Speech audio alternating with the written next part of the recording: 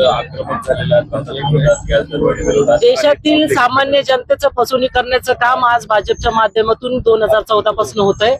आपण बघितलं की केंद्रीय माजी मंत्री स्मृती इराणी जी ज्या भाजपच्या खासदार होत्या, त्यांनी स्वतः सिलेंडर हातात घेऊन, डोक्यावर घेऊन, मांडीवर घेऊन या देशामध्ये आंदोलन केलं काँग्रेसच्या विरोधामध्ये। ज्यावेळेस फक्त 420 रुपये ही काँग्रेस याची रेट होती, गॅसची रेट होती, आज जवळपास 5 ते 6 पटीने आज या ठिकाणी गॅसचा भाव वाढलेला आहे। आपण बघितलं नुसतं 60 ते 70 रुपयांनी पुन्हा या ठिकाणी भाव वाढला।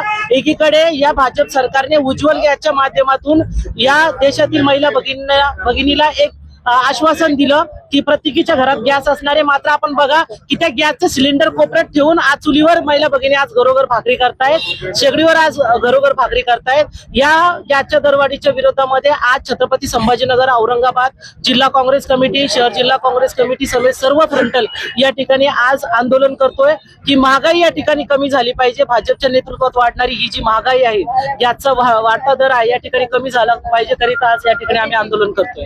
हीच परिस्थिती, काँग्रेसचा इशारा म्हणजे ही जर परिस्थिती राहिली तर आम्ही तीव्र आंदोलन या ठिकाणी करू। आज आम्ही संविधानिक स्वरूपात या ठिकाणी आंदोलन करतोय। मात्र जर परिस्थिती याच प्रकारची राहिली तर आम्ही रस्त्यावर उतरून आम्ही देशभरामध्ये या ठिकाणी आंदोलन करू। आजही संपूर्ण देशभरामध्ये आणि महाराष्ट्रामध्ये या ठिकाणी आंदोलन चालू आहे। आमचे प्रदेशाध्यक्ष आदरणीय सपकाळ साहेबांच्या नेतृत्वात असेल किंवा आमचे खासदार डॉक्टर कल्याणकारी साहेबांच्या नेतृत्वात आज या ठिकाणी आम्ही आंदोलन करत आहोत। जिल्हा काँग्रेस कमिटी, शहर जिल्हा काँग्रेस कमिटी छत्रपती संभाजीनगरच्या या महागाईसाठी असेल, आम्ही तीव्र या ठिकाणी सतत आंदोलन करणार आहोत आणि सतत आमचा हा लढा चालू राहणार आहे।